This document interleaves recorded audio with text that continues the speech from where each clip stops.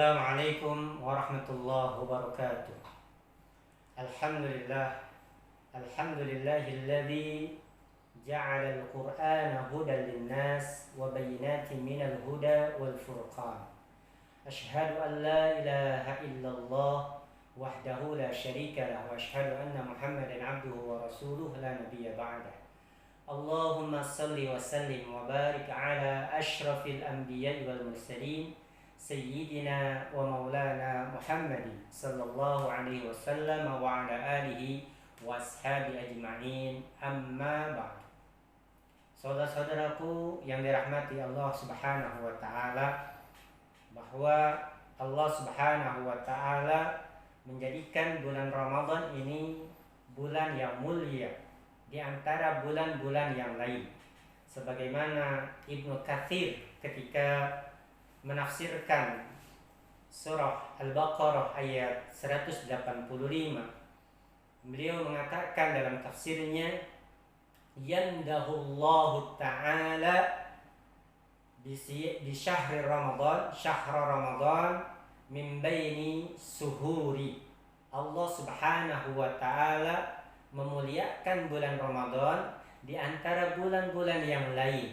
Dengan apa? Bi'inzalil Qur'ani, dengan diturunkannya Al-Quran. Oleh karena itu Allah subhanahu wa ta'ala berfirman dalam surah Al-Baqarah ayat 185, A'udzu billahi minasyaitonir rajim. Bismillahirrahmanirrahim. Syahrul Ramadan alladzi unzila fihi al-Qur'anu hudan lin-nas wa bayyinatin minal huda wal furqan. Bahwa Ibnu Rajab mengomentari daripada ayat ini ketika ada hadis Rasulullah sallallahu alaihi wasallam dari Ibnu Abbas radhiyallahu an, diriwayatkan oleh Al-Bukhari rahimahullah, bahwasanya Rasulullah SAW yalqahu fi kulli lailatin min Ramadan wa yudarisuhul Quran.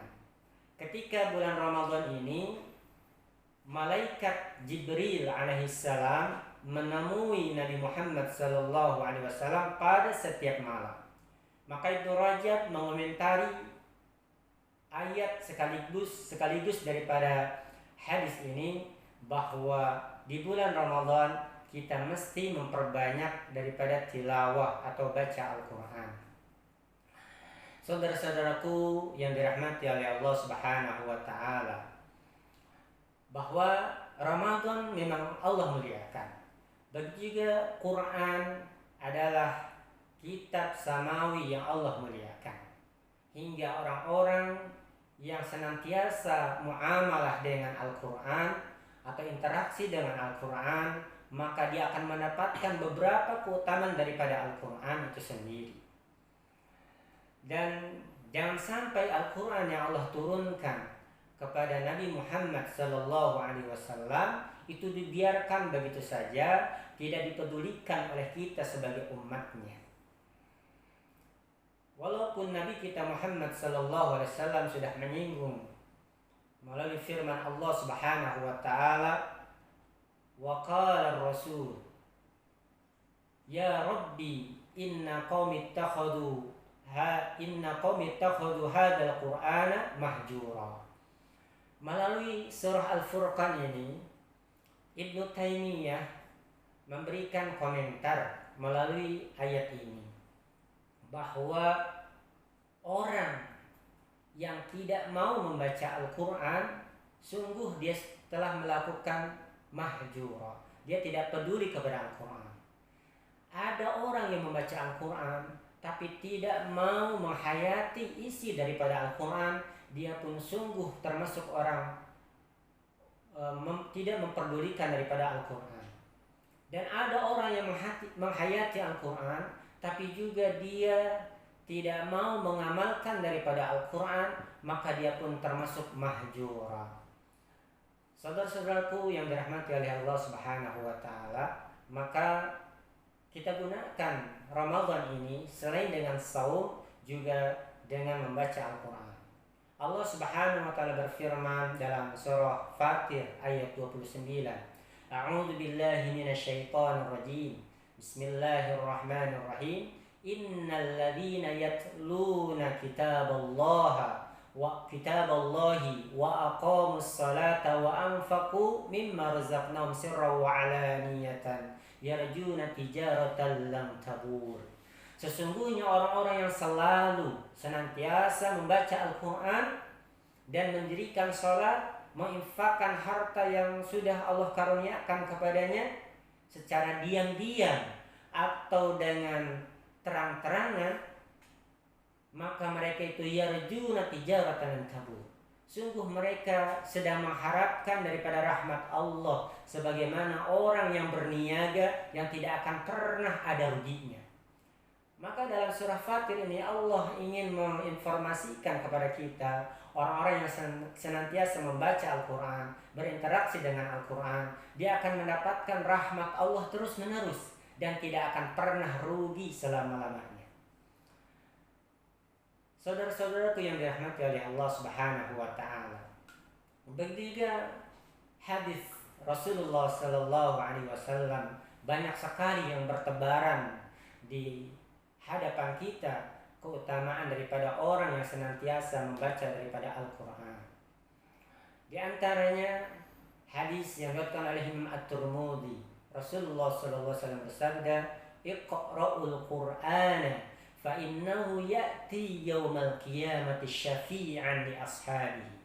Bacalah oleh kalian Al-Quran, karena Al-Quran nanti pada hari kiamat akan menjadi syafaat. Kata-kata syafaat ini kita juga dapat mengambil daripada surah Al-Fajr, wasyaf'i wal watar. Kata-kata syaf'i ini adalah melengkapi daripada amal-amal kita yang kurang. Maka Al-Quran kelak akan melengkapi setiap amalan kita selama kita hidup di dunia jika ada kekurangan. Hingga kelengkapan itu akan membuat kita layak untuk masuk surganya Allah Subhanahu wa taala. Maka begitu besar syafaat nanti pada hari kiamat, di mana Al-Quran akan memberikan syafaat kepada kita semuanya. Bahkan ada satu hadis yang memang ada korelasi antara bulan Siam ini begitu dengan Al-Quran, sebagaimana riwayat Imam Ahmad dari Ibnu Abbas radhiyallahu anhu, bahwa Rasulullah sallallahu alaihi wasallam bersabda, "As-siyamu wal Qur'anu yashfi'ani lil 'abdi yaumil qiyamah." Puasa dan Al-Quran akan memberikan syafaat kepada seorang hamba nanti pada hari kiamat. Yaqulu siyam, puasa akan berkata, "Rabbi inni mana'tuhu." Ya Allah, aku sudah mencegahnya bit-ta'ami wasyahwat. Aku sudah mencegah hambamu untuk tidak makan dan tidak minum serta meninggalkan daripada syahwat bin nahari pada siang hari.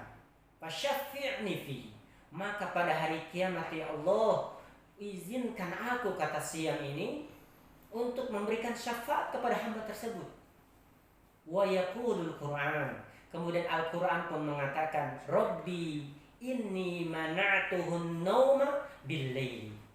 Ya Allah, aku sudah mencegah hambamu ini untuk tidak tidur pada malam hari. Fasyafi'ni fi. Maka izinkan aku pula untuk memberikan syafaat kepada hambamu tersebut. Fayashfi'ani. Maka keduanya diizinkan oleh Allah untuk memberikan pertolongan, memberikan syafaat kepada siapa saja yang saum dan berinteraksi dengan Al-Quran. Saudara-saudaraku yang dirahmati oleh Allah Subhanahu wa taala, dan tidak ada nilai setiap huruf yang kita baca daripada Al-Quran begitu banyak dibandingkan dengan bacaan-bacaan kita yang lain. Satu huruf yang kita baca dalam Al-Quran, Allah akan balas menjadi 10 lipat ganda daripada kebaikan. Sebagaimana hadis diriwayatkan oleh Imam At-Tirmidzi, bahwa satu huruf yang kita baca akan dibalas menjadi satu kebaikan. Setiap kebaikan bi asyri amsalihha, dilipat gandakan menjadi 10. Dan Rasul katakan, wala aqulu alif lam mim harfun. Aku tidak katakan alif lam mim satu huruf, tapi alif satu huruf, lam satu huruf, mim satu huruf. Jika kita baca saja daripada kalimat Bismillahirrahmanirrahim, bagian daripada Al-Quran, 19 huruf yang ada di sana, maka sudah 190 kebaikan yang kita lakukan padahal hanya beberapa detik saja. Belum lagi Ibnu Arabi menukil pada karyanya, pada Muqaddimah Al-Futuhat Al-Ilahiyah, bahwa huruf di dalam Al-Quran ada 1.027.000 huruf. Masya Allah, bagaimana dengan kita jika kita menghatamkan daripada Al-Quran tersebut? Berarti dikali 10 daripada kebaikan. Jika satu huruf saja Allah balas daripada satu kebaikan, berarti sudah 1.027.000, belum dikali 2. Saudara-saudaraku yang dirahmati oleh Allah, oleh karena itu para salafus salihun, mereka memanfaatkan Ramadan ini bukan hanya dengan lapar dan dahaga menahan syahwat, tapi mereka pun berlomba-lomba untuk menghatamkan daripada Al-Quran. Dr. Aid Al-Qarni dalam karyanya yang bernama Miftahun Najah, beliau menginformasikan dalam karya tersebut bahwa Imam Asy-Syafi'i rahimahullah menghatamkan di bulan Ramadan itu sebanyak 60 kali khatam. Begitu dalam karya yang lain, Salatuna Dirasan Lisiyamina, Dr. Aid Al-Qarni rahimahullah, beliau pun mengatakan bahwa Imam Malik menghentikan majlisnya di Madinah dan dimanapun menghentikan majlisnya untuk menyibukkan dirinya dengan Al-Quran. Diriwayatkan daripada Imam Daud, dikatakan di dalam kitab Al-Azkar karya Imam Nawawi bahwa ini dengan sanad yang sahih, mengatakan bahwa Imam Mujahid menghatamkan Al-Quran antara maghrib sampai isya. Allahu Akbar, Masya Allah, tabarakallah. Bahkan ada seorang sufi, yaitu Imam Jalil Ad-Dawraqani rahimahullah, masih dalam kitab Al-Azkar disebutkan bahwa beliau menghatamkan Al-Quran setiap kali antara 2 waktu salat. Zuhur sampai asar beliau hatamkan Al-Quran, maghrib sampai isya beliau hatamkan Al-Quran. Ketika datang bulan suci Ramadan, maghrib sampai isya beliau hatamkan sampai dua kali daripada Al-Quran. Begitulah para ulama salafus salih yang mengetahui daripada keutamaan Al-Quran dan mengetahui bagaimana menghatamkan Al-Quran di bulan Ramadan ini, dan mengetahui bagaimana keutamaan dan kelebihan ketika mereka dapat membaca Al-Quran. Saudara-saudaraku yang dirahmati oleh Allah Subhanahu wa ta'ala, jangan kemudian kita menjadi orang yang kemudian putus asa jika kita memang kemudian belum terlalu fasih untuk baca Al-Quran. Karena ketika ada kesungguhan dalam diri kita untuk bisa membaca Al-Quran, maka Allah akan nilai daripada bacaan kita, hingga tidak ada yang sia-sia daripada Al-Quran itu sendiri. Rasulullah SAW bersabda, Al-mahiru bil-Quran. Ini hadis riwayat Imam Muslim. Al-mahiru bil-Quran ma'as safaratil kiramil bararah. Orang yang fasih membaca Al-Quran, mereka bersama malaikat yang Allah muliakan.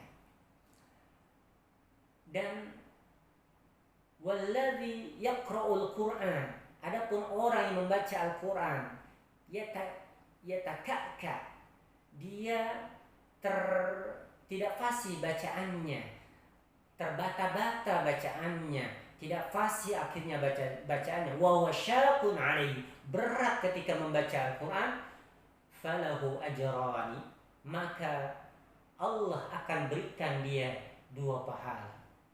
Subhanallah, Masya Allah. Itulah orang-orang yang senantiasa membaca Al-Quran, mereka akan Allah balas sekalipun mereka tidak fasih dalam baca Al-Quran. Allah tidak sia-siakan daripada kalam Allah Subhanahu wa ta'ala.